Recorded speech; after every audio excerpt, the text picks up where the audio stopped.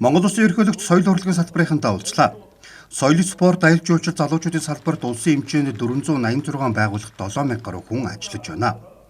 Салбар яамнаас гадна хэрэгжүүлэгч 2 агентлаг, харьяа 26 соёлын байгууллага, аймаг нийслэлийн соёл, урлаг, аялал жуулчлал залуучуудын 22 газар, орон нутгийн 24 театр, чуулга, 23 музей, 24 номын сан, 333 соёлын төв төрийн үйлчилгээг хүргэж байна.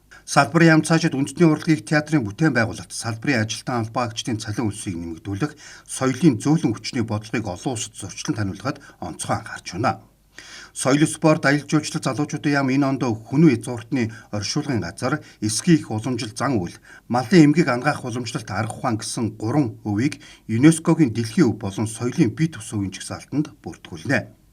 Манай улс ЮНЕСКОгийн дэлхийн өвийн хорооны гишүүнээр 2026-аас 2029 онд анхудаа сонгогдсон ажиллах болсон.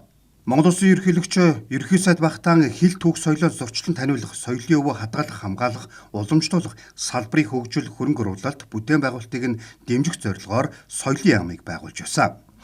Ерөнхийлөгч соёлын бүтээлч үйлдвэрлэлийг дэмжиж Монгол тургалтны өв соёлыг дэлхийд таниулах, соёл урлагийн Монгол брэнд хөгжүүлэхийг зорж байна.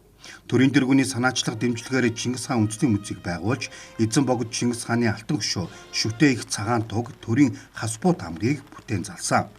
Одоо байгалийн шинжилгээ ухааны үндэсний музей, үндэсний археологи угсаатны зөв музейн бүтээн байгуулалт эд өрнөж байна.